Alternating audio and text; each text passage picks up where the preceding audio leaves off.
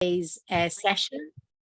So just to let you all be aware, and if I can ask for everyone to keep their cameras, their microphones muted and your cameras off if you prefer during the presentations. We have 4 excellent presentations today that will look at different aspects of qualitative data analysis using StudentSurvey.ie data. And we're going to be keeping everybody very tight to time so that we have plenty of time for Q&A at the end. So without further ado, I'm going to hand over to our first speaker. Dr. Darren McCashin is with the DCU School of Psychology, and he, along with Christine Boyd, conducted one of the 4 reports we're going to hear about today, which was looking at a qualitative analysis of the factors that underpin student engagement in teaching and learning. So, Dara, if you're okay to start sharing your screen, I will hand over to you. Thank you, Suzanne. I'll just share the slides now.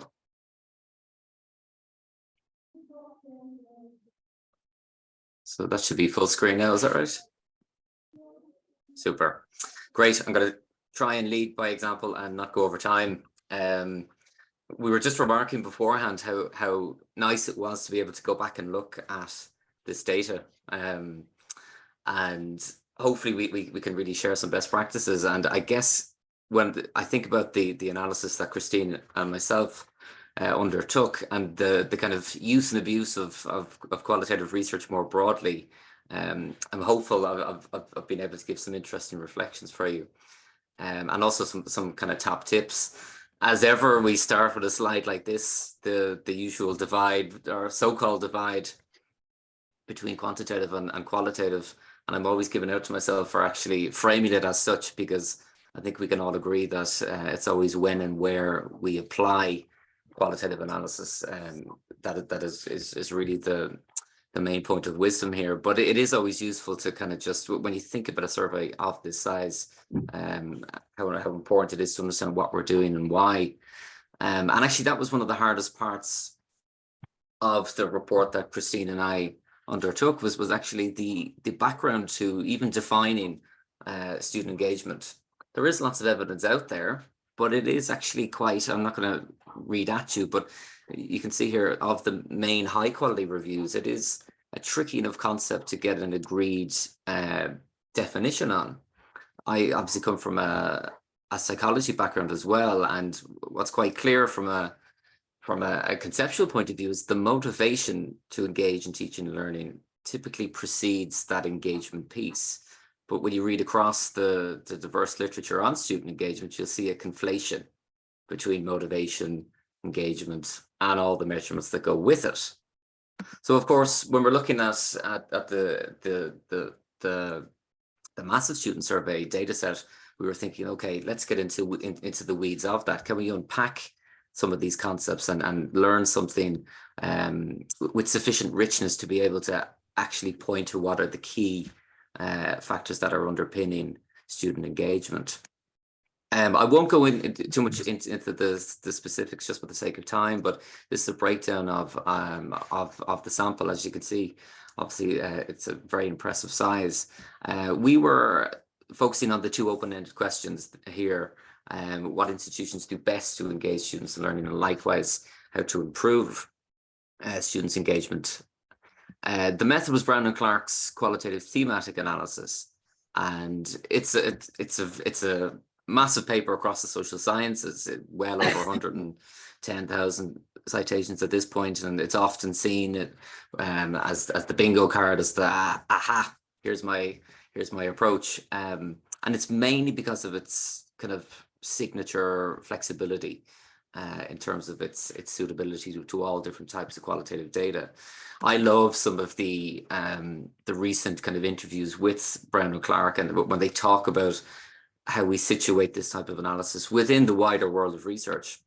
And I'll send on these slides for people that are interested in trying to get the latest kind of razor sharp critique as to how you would apply qualitative thematic analysis. But it is essentially about being able to give a robust method to be able to tell a story.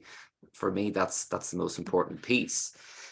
And Christine and I, we in the midst of lockdown, we were using an online whiteboard, going through these six phases. For me, number 4 is the most important one. In essence, you go through these steps here to get to a level of familiarization with the data, some initial groupings. And for me, I think the most enjoyable piece actually is that collaborative element where you're bringing back what you're interpreting as tentative themes, and you're sharing that with your collaborators and reviewing this all the while waiting for maybe something a more global theme to be interpreted from that data.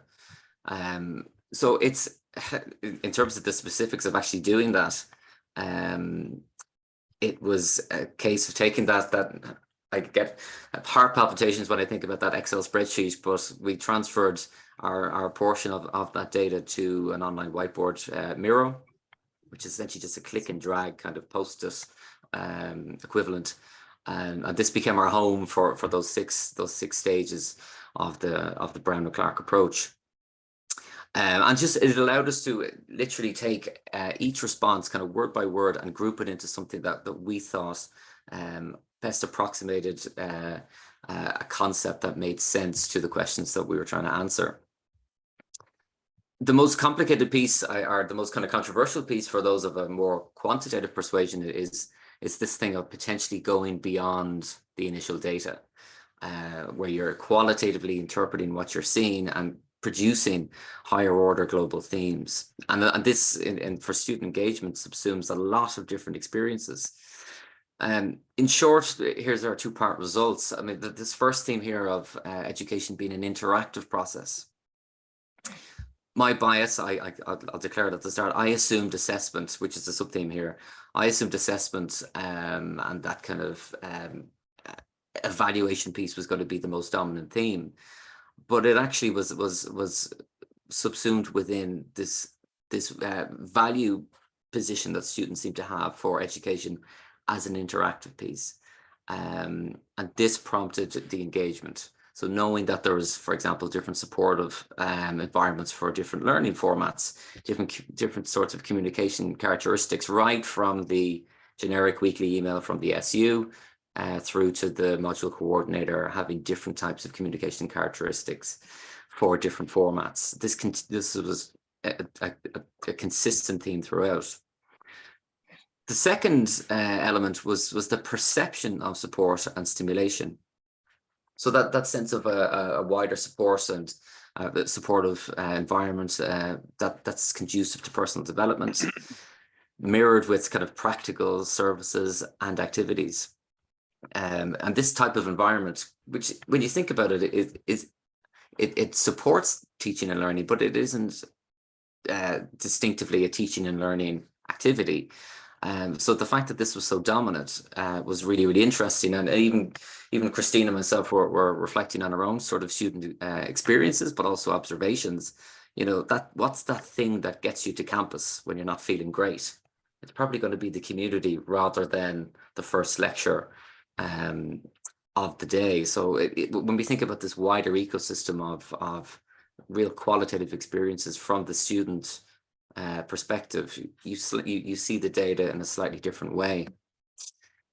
So, you know, and in terms of all the critiques that were there in the literature, we did see that full spectrum of behavioral, cognitive, and kind of emotional and social components of student engagement. And even just kind of reviewing some of the earlier student survey data, you know, that there was consistent themes to do with collaboration, that interactive piece about having different kind of multi-level interactions built into the university system to allow for engagement in teaching and learning. That has always been a theme. And of course, the measurement piece of this is a really interesting point. And I guess when thinking about the motivation preceding engagement, I'm still wondering how we are capturing this distinction, if at all, or how are we at least avoiding the conflation? And I guess that issue of support and stimulation, the perceptions of it, if you take the example of mental health resources, we know that it's a big issue within academia, but sometimes where we haven't got direct interventions, there's often a perception of support and a perception of a wider ecosystem that acknowledges this and is trying to support student engagement anyway. And I just thought that was a really interesting point when you think of students that acknowledge the problem but are still engaging in teaching and learning, and a peer support network is often evident there. In terms of like top tips, so and trying to share how people can use a method like this, the first thing is always time. When and where you're actually going to be able to get stuck into that data.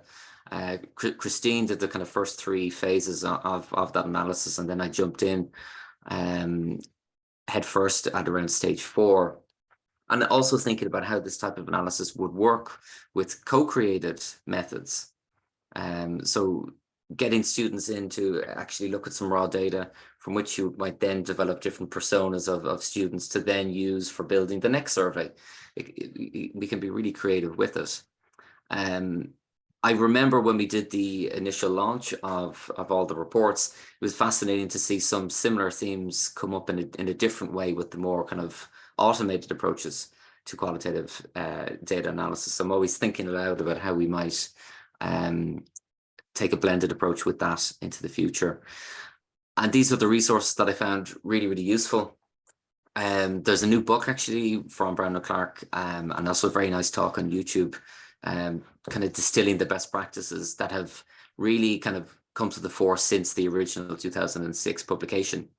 And I think being able to at least evidence how you're using their top tips is a really useful strategy for qualitative thematic analysis.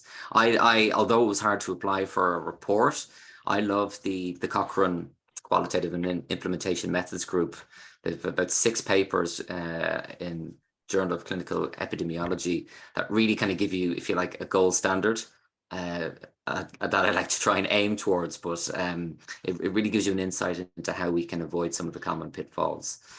And likewise, as I said, I'll share some of these slides, but some of the ongoing kind of training that even from the likes of Evidence Synthesis Ireland, they really give us a different systematic, high standard approach to doing all things qualitative, and I found them continually useful.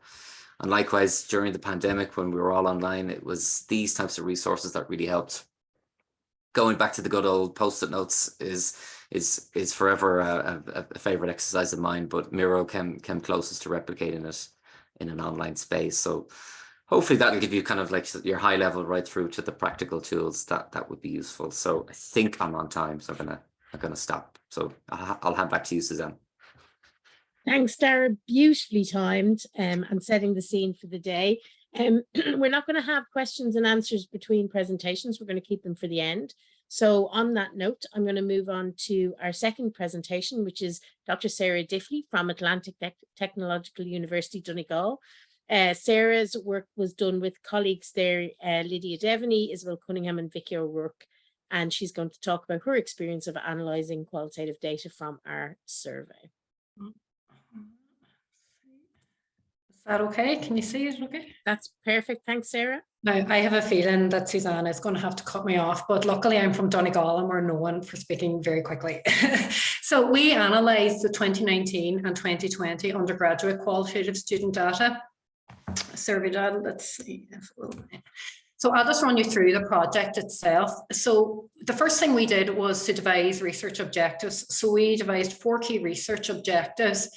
And these were to analyse the 2019 undergraduate student survey qualitative data. Now, we became very aware that there was no initial coding frame for us to work from. So analysing that would act as a means of providing that coding frame. Then that allowed us to move to objective 2, where we could analyse the 2020 undergraduate data using the existing coding frame, but keeping our minds open to the fact that that coding frame would be flexible for the 2020 and we could identify emerging categories as well.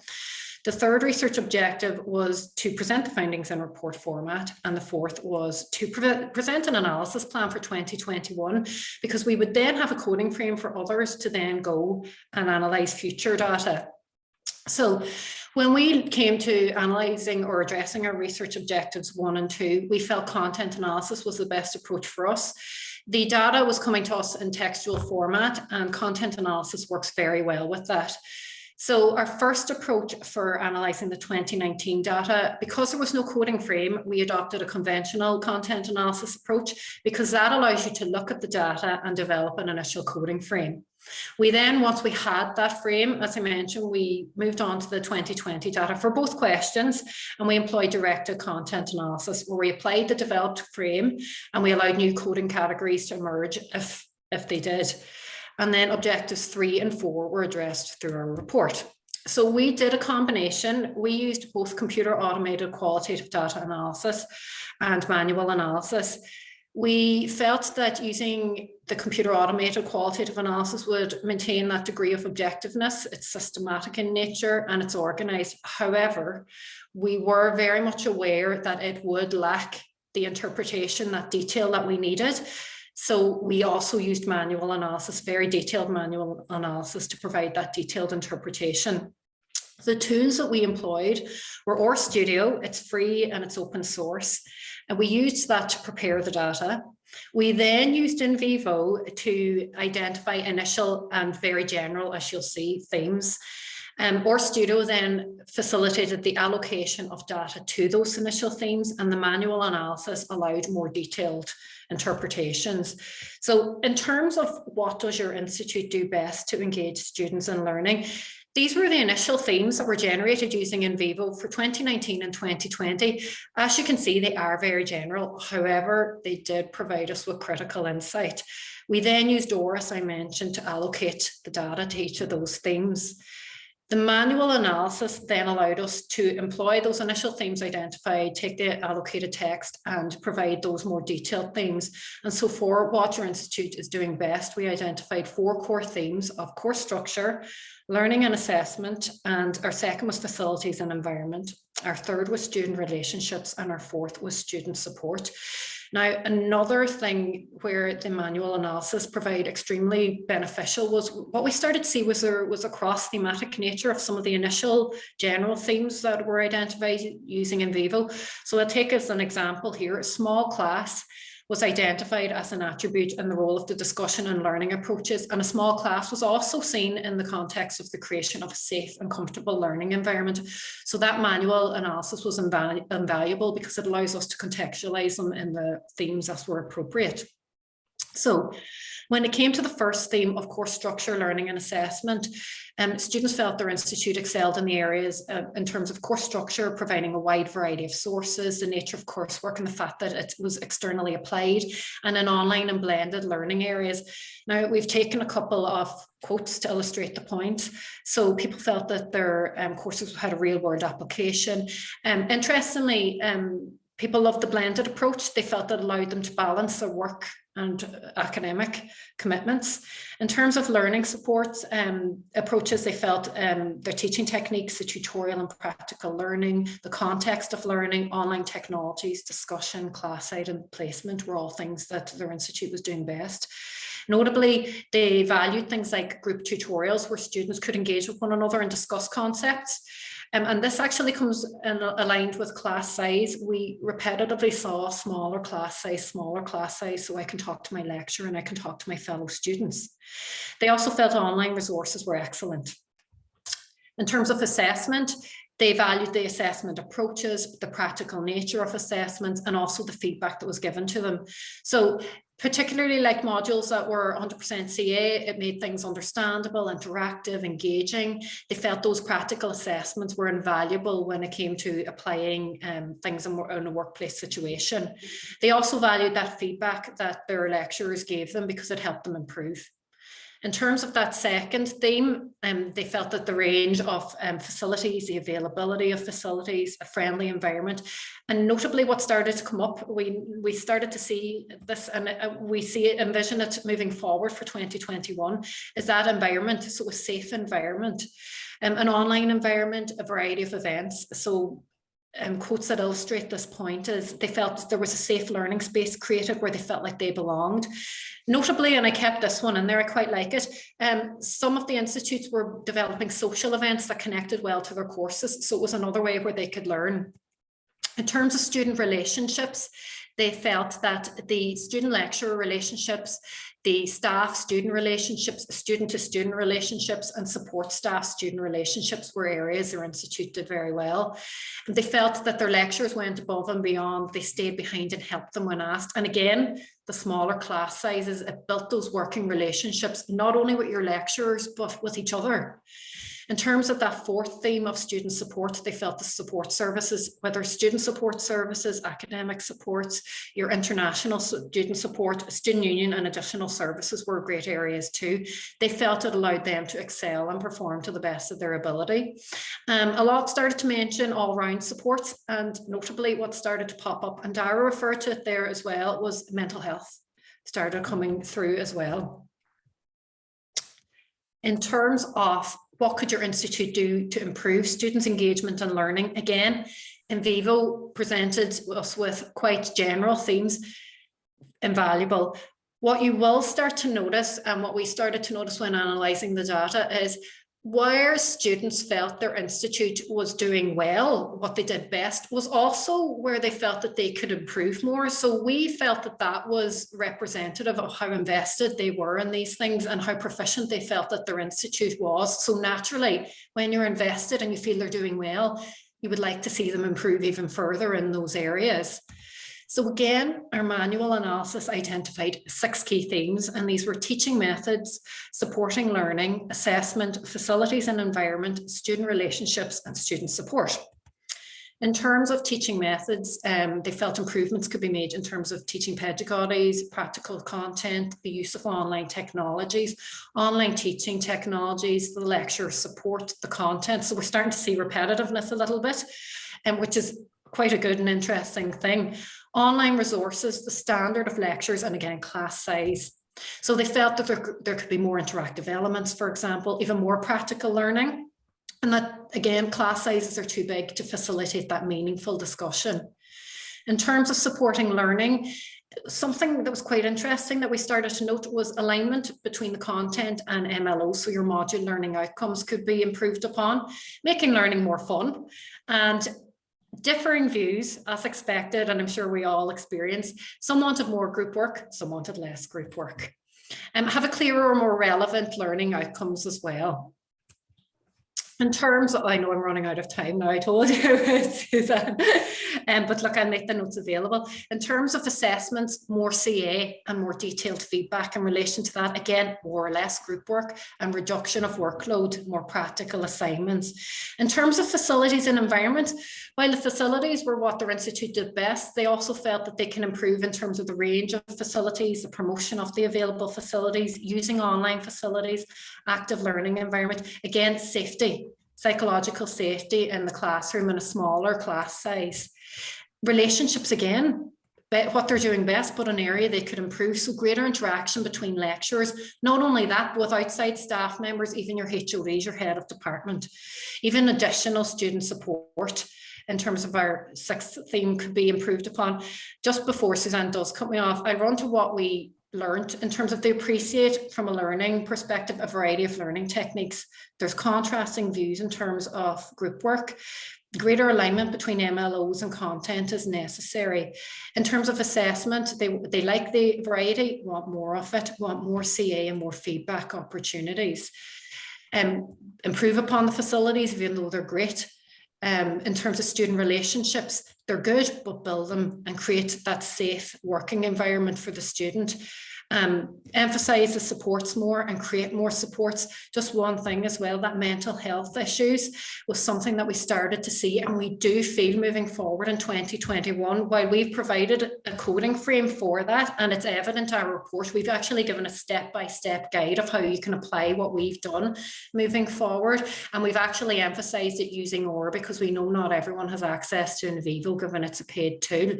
But we do feel that moving forward, psychological safety and particular mental health needs to be looked at. Also the impact of COVID-19.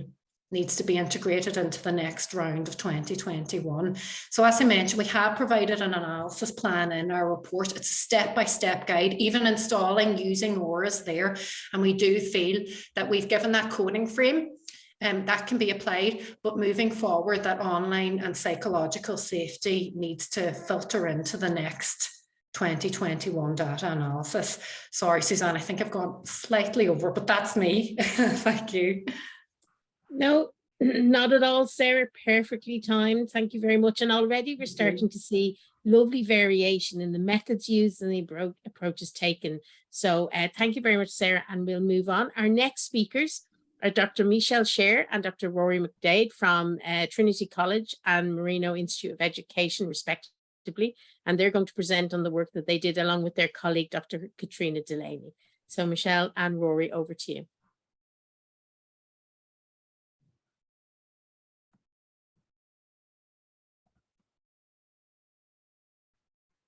Oh. Thanks a million, Suzanne. Can I just check you can see that screen perfectly? Okay, thank you. Thank you. So I am talking today, but I'm talking on behalf of Michelle and Katrina as well, or with Michelle and Katrina from the School of Education in Trinity. Suzanne, as you've identified, myself out in Marino. And we're going to talk a little bit, I suppose, about our work on the 2019 postgraduate PGR qualitative data. At an overview, we're going to talk a little bit about the research design piece, and then we'll get into some of the findings analysis and some of the future oriented stuff, information analysis that came out as well that might be of help. When we look at the design of what we were involved with, the PGR qualitative data from 2019, we were looking at the open-ended responses, or the responses to 11 open-ended questions, 9 that were applied, or a single question that was applied to the 9 domain-specific questions of if you have any further comments about. And then we were also looking at the data that provided in relation to 2 non-domain specific open-ended questions. The first of those was what aspects or elements of your research degree program are most valuable, and the second one was what aspects of your research degree experience could be improved.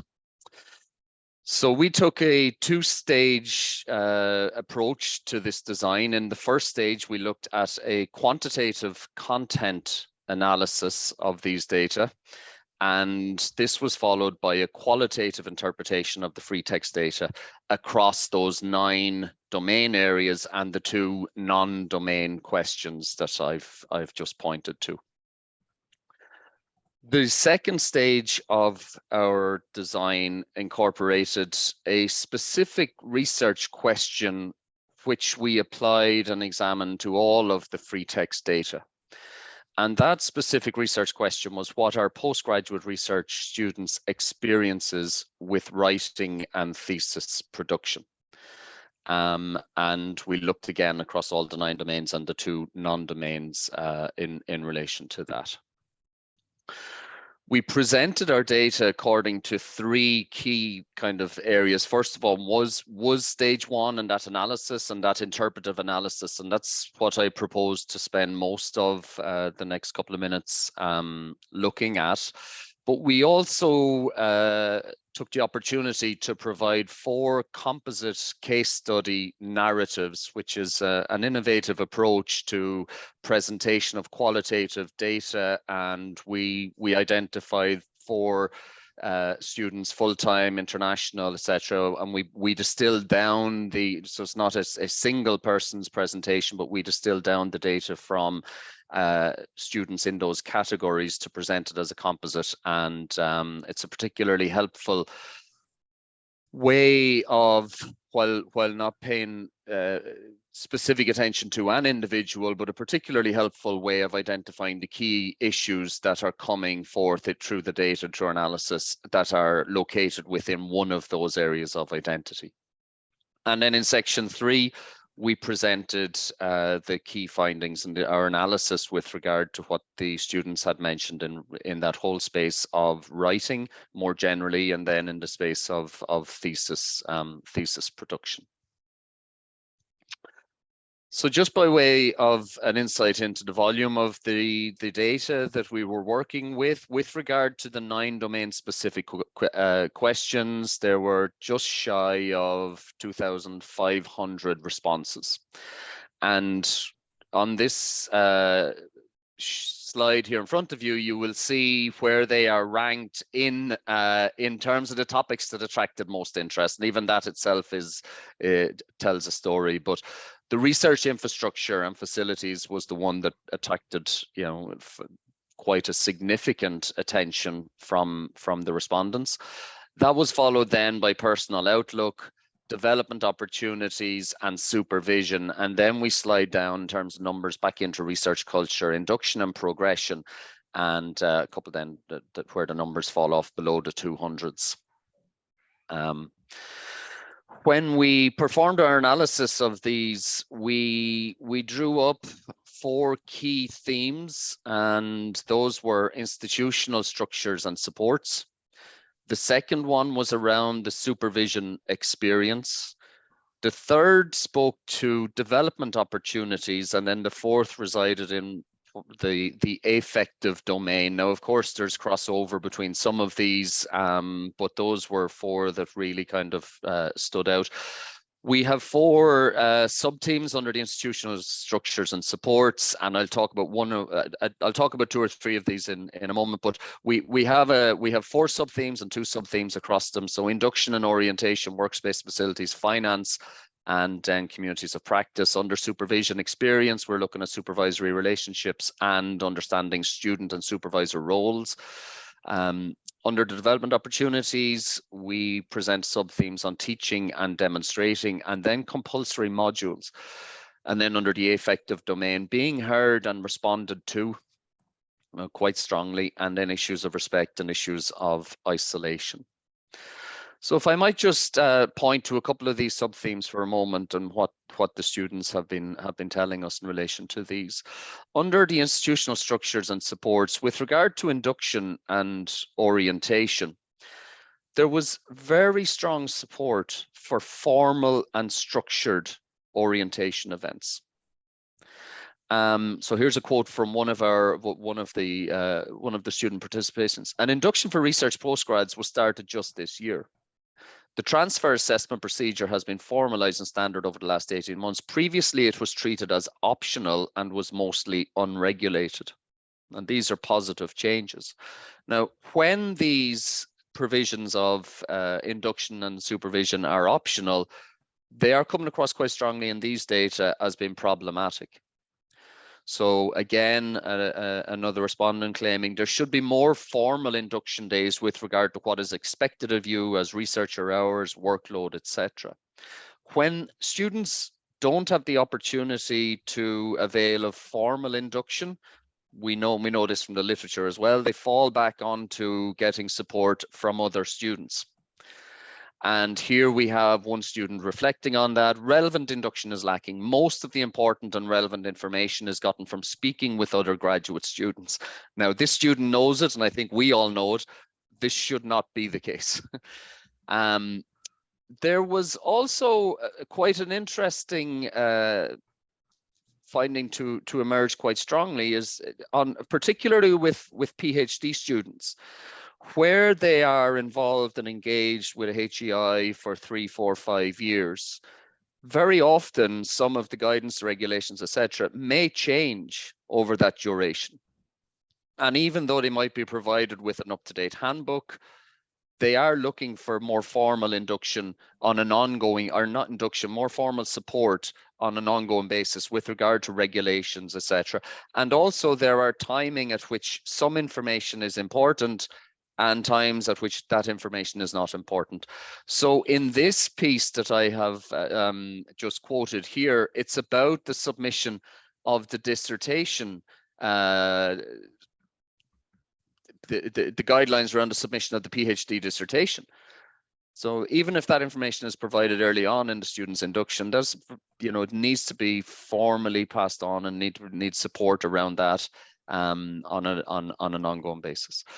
The second piece I'll point to is around the supervision experience. And again, we know this pops really strongly with regard to the literature in this space. I've just identified one of the sub-themes here in relation to the supervisory relationships. And this pops out, and we've all heard this, maybe we've even said it ourselves. I was lucky with my supervisor, I was unlucky with my supervisor. Personally, I am very lucky to have a good working relationship with both of my supervisors, and I'll come back to that in a second. They've always been very helpful in guiding me. What's interesting is sometimes the students who identify themselves as being lucky are doing so in contrast with other students that they know were not so lucky or were actually quite unlucky. But I'm aware that I'm one of the lucky ones. Someone who is unlucky, I feel I'm left very much to my own devices, sink or swim. But some of my peers have had a much better experience and have weekly meetings with their supervisors. I think I'm just unlucky. And I mentioned with regard to the first quote, with regard to both of my supervisors, and this comes out as well in regard to supervision panels, or where there are 2 or maybe even 3 supervisors involved in helping a student through their work. And differences or difficulties that they may experience either because supervisors are disputing or not providing clear guidance at a supervision meeting, or because one supervisor is absent and is not participating and then comes back in to participate at another point. So that is certainly something, and again, we know this from the literature really strongly, but it's something that is emerging quite strongly within the data that we have had access to. The third space we look at briefly is in this, what we're referring to in this, the affective domain, and we're really looking here at being heard and responded to. And I'm putting emphasis on this because, again, it speaks back to the supervision piece. Very often that feedback from supervisors, particularly PhD, but also at our master's level students, that feedback from supervisors is one of the most valued aspects of the experience. And failure or poor feedback or sporadic feedback is identified as really problematic among this cohort. So when they were asked about the most valuable aspects of the research degree program, one respondent replied, the direction, support and feedback from my supervisors, and another simply available support and feedback. This is a really strong and emerges quite strongly throughout our analysis. Just 2 areas that we identified in our report to be taken on board or to be examined with regard to future ideas for the PGR student survey. First of all was with regard to the survey design, and the second one then was about closing the feedback loop with students and with respondents. Some issues, and I know I'm running close to time here, so I finish up. Wording. There was some feedback on the wording has been ambiguous, has been difficult to follow. Some questioning of the relevance of some questions, particularly for part-time students. I'm interested that both Sarah and Dara have picked up on supports, mental health supports, etc. And this student in a part-time saying most supports such as healthcare are for full-time students only. So they're being pushed into not answering or not being able to answer questions by virtue of the study. And then there were issues around international students and the ability to actually extract by using, we had to use proxies for extracting out international students, but there were issues around that. And then finally, with regard to closing the feedback loop, students feeding into that this was just another survey, just another looking for just more experience, but we're seeing very little by way of action from HEIs, individual HEIs, in regard to actually achieving some of what the students had identified as being problematic on previous. One suggestion that we have is the possibility of focus group discussions on key themes following up from the release of the survey results, and maybe even bringing that further as something that might be expected of participating HEIs. Okay, thank you so much. That's great. Thank you so much, Rory. We have one final SP, and just to say, obviously, Rory introducing the postgraduate research data set there, which is part of the StudentSurvey.ie suite. So our last speaker this afternoon is Dr. Stephen Erskine from Insight Statistical Consulting. And he's going to be presenting on the work that he did with his colleague, David Harmon, again, using the StudentSurvey.ie data. So, Stephen, over to you. Okay, thanks very much. Can everyone hear me? I'm a little bit poorly, so I'm not going to turn the camera on yet. So I'll let the slides do have something to look at there rather than looking at me. So I'm sure we're all very familiar with the survey at this point, and there's a significant quantitative data collection component to it. There's 67 multiple choice questions. There's also 2 qualitative questions which are open text. And these are: what does your institution do best to engage students in learning? And what could your institution do to improve students' engagement in learning? So our project set out to examine the data collected from these 2 questions between 2016 and 2020. However, our approach, I would argue, had to be different than a standard qualitative approach because of the sheer volume of data that these 2 questions generated. Each year, there was around 20,000 comments collected. And out of curiosity at the start of the project, I placed all of these comments into a standard Word document, and they ran to over 8,000 pages of material, around 1.3 million words, thereabouts. So I looked up the length of War and Peace the other day as a reference point to this, and that's around 600,000 words. So the corpus generated by these students is over twice the length of a notoriously long book. So I hope this gives some idea of the sheer scale of the material we were dealing with and how we had to approach the project from a different angle than just traditional qualitative analysis, with hand coding of material, which would have been too time consuming and difficult with this volume of data. So instead, we combined researcher-led coding with computer-assisted content analysis methods to draw out any key information. So at the outset, we had to ask, how do students in general answer these questions rather than looking at individual students? So before any analysis was conducted, I spent quite a long time just familiarizing myself with the data, reading through it, spell checking it so that it was all the same for the computer analysis components. And as you'd expect, the range of answers to each question range from single word answers to whole miniature essays. So when I was comfortable with the data and what it was telling us, we started cleaning it properly. So we removed any cases where there were fewer than 3 characters. We translated any Irish into English. As you can probably tell by my accent, I'm not Irish and I have no Irish at all. But my wife is a Gaeilge and helps me out considerably with this. So we collected variations of common phrases and then changed them into a single word. So for example, like student union, students union, SU in uppercase, SU in lowercase, would have all been treated as different words by the computer. So we, as they're all talking about the same thing, we made them all one word. So student underscore union was the way we did that. And we used this underscore system on a number of common phrases so that our software treated them as one word to distinguish them as distinct from their constituent components. We removed random character chains because some people just type in, QWERTY and think that's an answer, but it has no substantive content to it, so they were removed.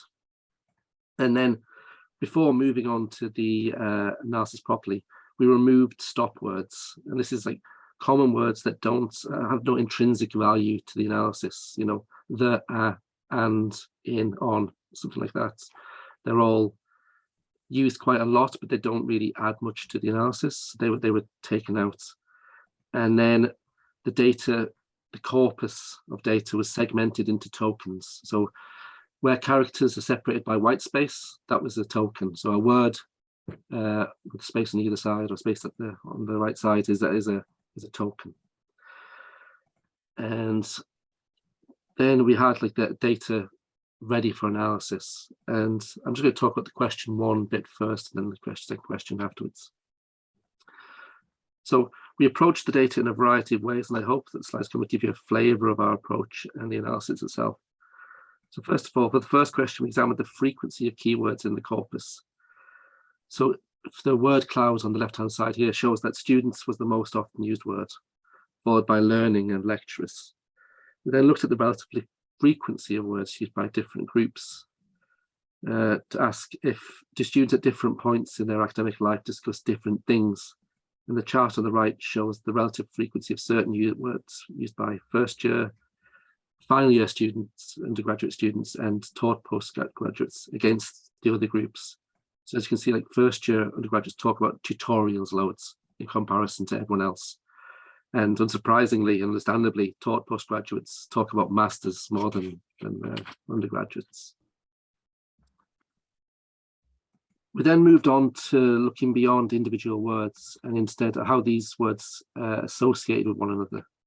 So within the statistical software, this was done by creating a feature co-occurrence matrix, which recorded the number of co-occurrences of tokens. This can then be represented and visualized in a semantic network like here to illustrate which words are most associated with one another.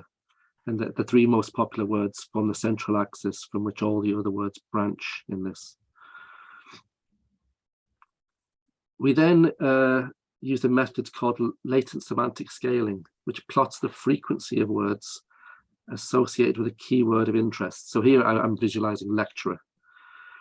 And we passed this data through a sentiment dictionary to identify words with specific positive and negative connotations and highlight how these relate to our keyword of interest.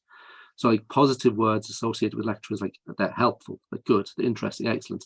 And as they're at the top of the chart, they're used quite a lot. On the negative side, you know, hard, poor, opposed, they're negative connotations, but also as they're lower down, they're not used very frequently in comparison to the positive words, or most of the positive words, I should say. The final step in examining first question was to extend our sentiment analysis beyond individual words and instead evaluate whole sentences. This part of the analysis takes up a large portion of the report, and I haven't been able to successfully abridge it here. But if you're interested, the report is there and it goes into this in great detail. Overall, in the analysis of the first question, we had coded things on like a continuum from like institutional aspects where things were tangible. It was lecturers, it was lectures, it was continuous assessment, it was things that they were doing on one end of the continuum, and then on the other end it was more personal things like being treated as a person, not a number in HEI. And our analysis of this shows that students appear to think that academic staff are best for engaging students in learning, followed by like library services and the general facilities of their HEI. But also, and very importantly, simple personal things like just staff being polite and engaging with students as people and rather than a number, or knowing people's names should not be overlooked. These are difficult to measure, but I think they're key in building and reinforcing positive student engagements within HEIs. So the first question is worded in a way to like evoke a precise response. This is my answer, the library. This is my answer, it's lecturers. But question 2 poses a more hypothetical query, like what could your institution do to improve students' engagement in learning? And a result of the way how the question is structured, students tended to reply using an item, or a modifier, or an intensifier. For example, saying more continuous assessment, fewer exams, longer library opening hours, and so on. And the key word that came out of the analysis of this question was more, which is almost immediately evidenced when you look at the word clouds I've produced and the semantic network of the feature co-occurrence matrix for the second question. More is the central point in that network.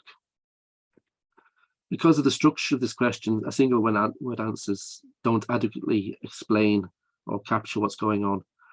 So we used things called bigrams instead. So bigrams are 2-word sequences taken from the corpus, and they look like this. So on the left chart here, we're seeing the most frequently occurring bigrams in the corpus, with provide more being the most used, followed by more feedback, and so on. Again, and note how many times more comes up in these answers. The step after this was to move beyond looking at bigrams in isolation and see how they relate to one another. And the chart on the right shows bigrams where there are over 250 cases and visualizes the relationships simultaneously. As such, the chart is a visual representation of a Markov chain. And by following the arrows between words, you can build a picture of commonly used phrases within the corpus. So like on the right hand side, lecture notes, academic writing are associated with one another, but then stuff like more practical opportunities, more emphasis on, you know, so on.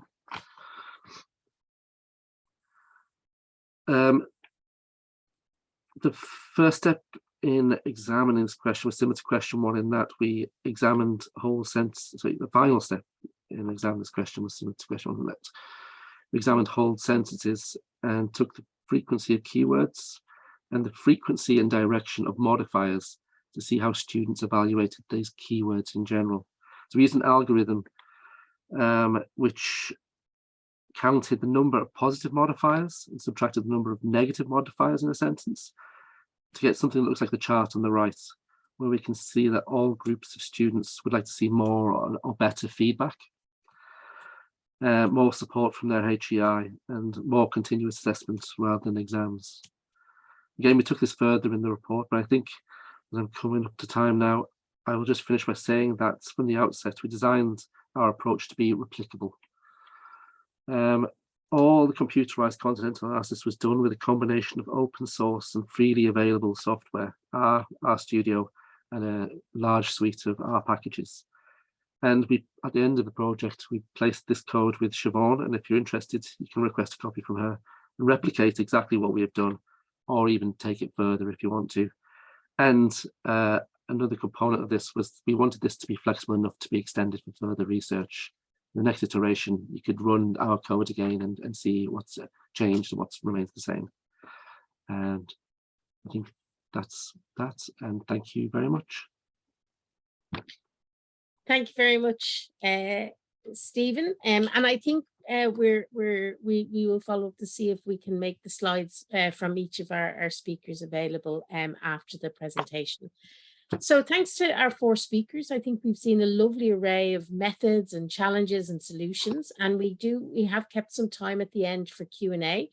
So can I suggest that if people would like to either post a question in the chat, or if they would like to use the hand up function as part of the Zoom reactions, we have time to take some questions. Does any member of our audience have a question for one of the speakers?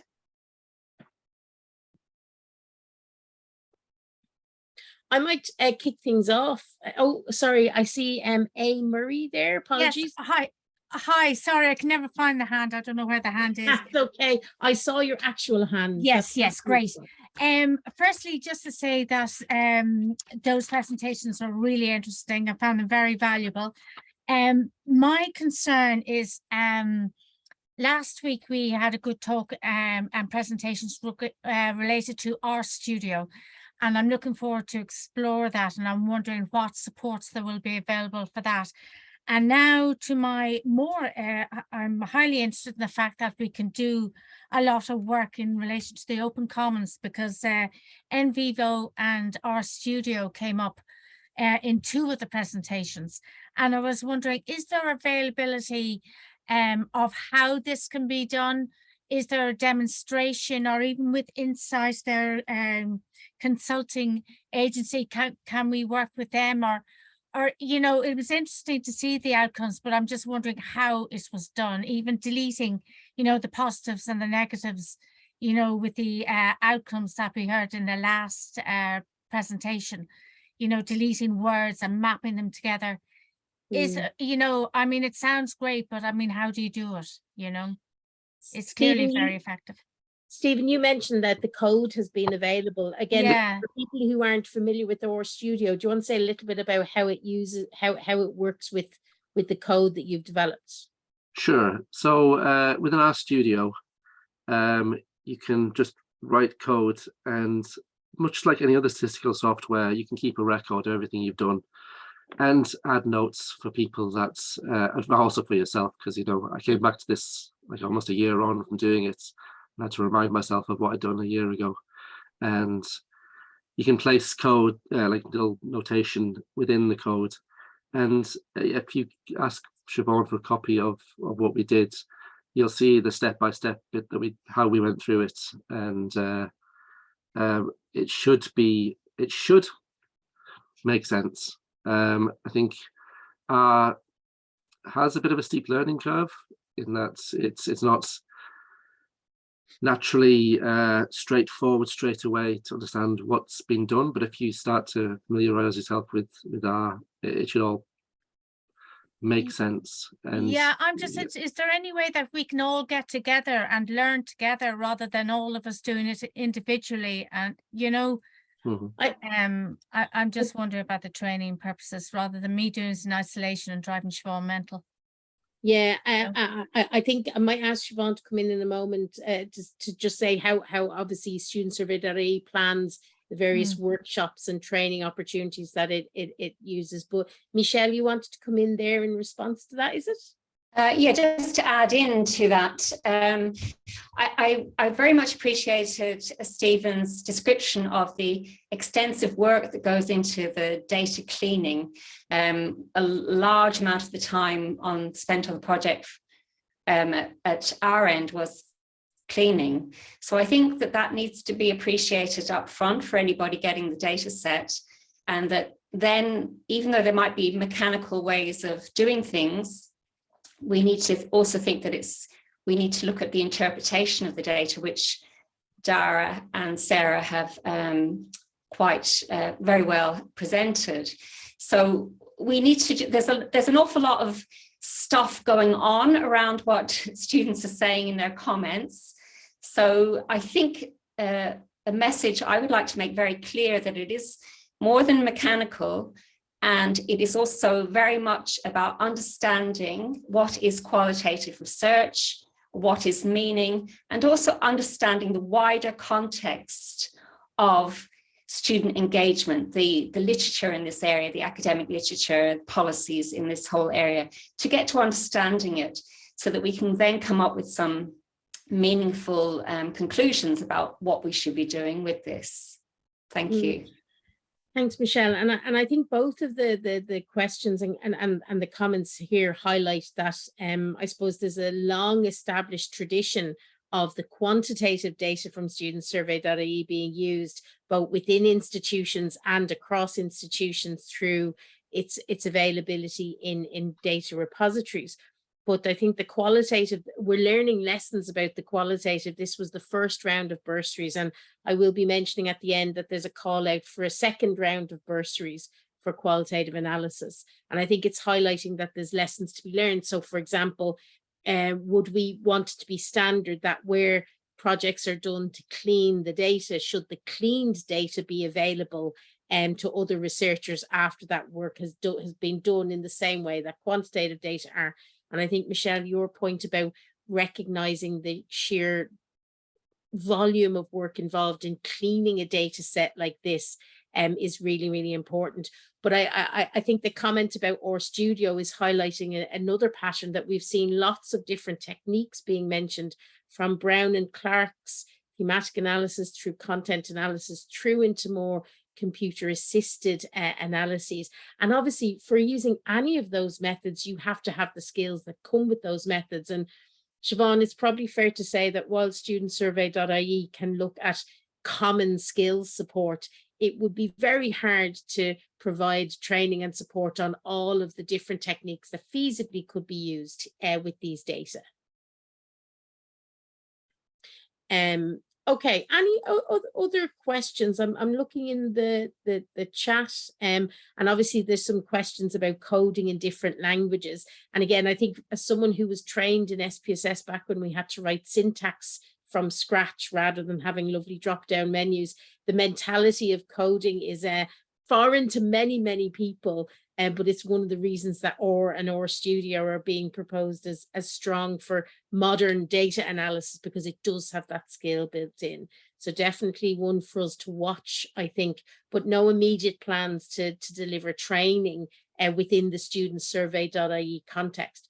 But again, something to feed back to Siobhan and Student Survey itself. Any other questions from members of the audience? Again, feel free to use chat or to physically wave a hand or electronically wave a hand. I might take advantage of the quiet and ask our speakers, if you had to pin down, you all mentioned the volume of data.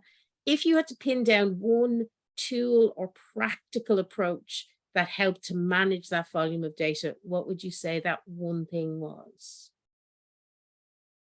Who would like to respond to that?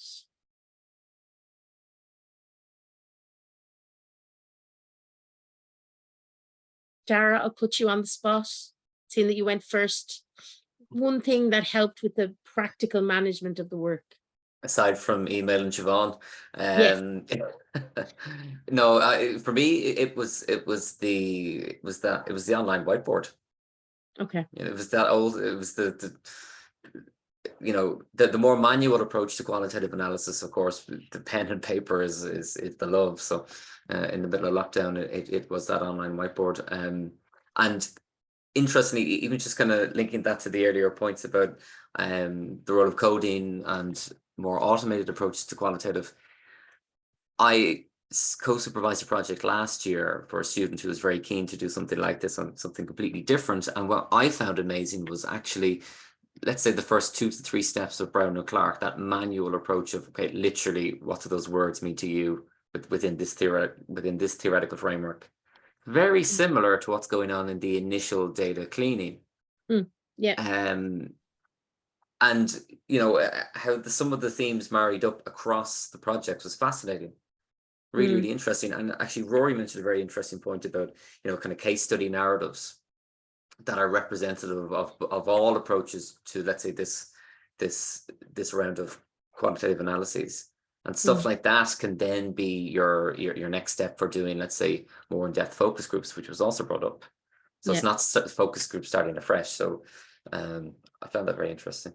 Yeah, thanks, Dara. Sarah, anything from your perspective? You use content analysis? Yeah, I was actually going to say, well, Lydia Devaney, because she was our OR person. But what we found very useful now, it was myself and Isabel Cunningham is here actually from ATU as well. We did the manual analysis. If you look in our report, we actually have the appendices are there. Lydia gave us a beautiful table that has our themes, our sub-themes and frequencies associated with it as well. So we had the numbers as well to help inform then the manual analysis. And it made what would have, look, everyone's referred to the sheer volume of it. It would have made it very, very difficult without that, because then we could look at patterns and changes and frequencies and what were key things and why they were discussing certain things. So I'm just looking at one now. You'll see a theme of academic staff, academic support, academic writing. So we started looking, well, what are the changes year on year and what kind of discussions are taking place in relation to that? And that really informed us. So I'm with Dara. I'm a fan of the manual stuff. As I say, it's Lydia was our queen of doing everything else in terms of using OR and in vivo, but that really was the stepping stone to identifying those really detailed themes with the manual analysis. But the tables are there as well. You'll see them in our appendices and you'll see the process we went through. It's been detailed step by step in it. You'll even see something like in terms of learning centers, learning environments, learning experiences, and active learning. So things like that, those 2 words really informed the manual analysis of it. So for us, it was really the combination of it. I'm really struck by Michelle's point about, obviously, as when we have these large data sets, there is a challenge of finding that balance between managing those large bodies of data, but not losing what's inherently valuable about a qualitative analysis or what those key principles are, and striking the balance between those two. I think if we're to be able to really capitalize on the learning from these data sets, the more that we can do that, the better. I'm conscious of, sorry, Sarah, you were going to... Michelle also mentioned it, but Stephen's, the detail he provided on the prep was very similar. Our prep was very similar. It just goes to show how extensive the preparation in order for the analysis is. Exactly. I'm conscious of time, but I have there's a hand from Oliver and then from Rory. So we'll take these 2 points and then I'll just conclude with some information on that next round of funding. Oliver, over to you. Thanks. Yeah, I just had a question about that finding, sort of that the students maybe felt that this was just another survey. And so this is kind of a pretty big problem and a general problem. So I don't know if any of the presenters had an answer to it, but I was wondering, sort of, do you have any thoughts on how to kind of improve that attitude and show that there is potential sort of change that can come about as a result of them? Anyone in particular like to respond to that query? Siobhan, I know this is a common one across StudentSurvey.ie, not unique to Qualitative. I think this is the big question. So possibly, yeah, I mean, maybe there isn't an answer, but I was just everyone. curious if there is. I think when it comes to anything like this, I'm a lecturer myself, and I think when it comes to things like that, it's kind of reiterating the importance of these things. So I think it's a collaborative thing, really. I think Siobhan will agree when it comes to these kind of things. As a lecturer, you highlight, well, this is important, and these are the things. This is why it matters to us, and you know, because you are central to everything that we do. So look, it is an issue, I think, with surveys. All in all, I think I'm a quantitative primarily, but we do find that response rates can be low. So I think it is a collaborative effort, really, when it comes to this. Thanks, Sarah. And then Rory, you wanted to come in. I'll give you the last word. It just was in relation to the previous item around the volume of data, managing it or managing them. And I suppose rather than at the initial stage, maybe I'll just mention the approach that we took to the presentation of some of these data through these composite case studies. And we're following Rebecca Willis' work here from 2019, and I think building on it. But it is a really, I think, a really helpful way to bring to, in a qualitative space, to bring to life some of the people that have taken the time to participate. And what's really important in it, obviously, you're pulling together the experiences from people who share a similar identity. So, you know, we had Seb, who was a full-time Irish PhD student, May, etc. But what's just as important in terms of identifying what they've said is how we treat the data that are contradictory. So what we have done there is, well, actually, Seb told us this, but Seb's friend, so we're reporting through Seb that the friend had told us something that was contradictory. So we're still remaining faithful to the data in those ways, but it does, it just sheds a light and is a different way to present it. So, and it allows us to pull something together in a way that maybe is a little bit more accessible. That's very helpful, Rory, and I think reminds us that the challenges don't stop once you've cleaned the data and conducted your analysis. You've still got to represent that narrative, that richness, that experience in a way that's engaging and accessible for people.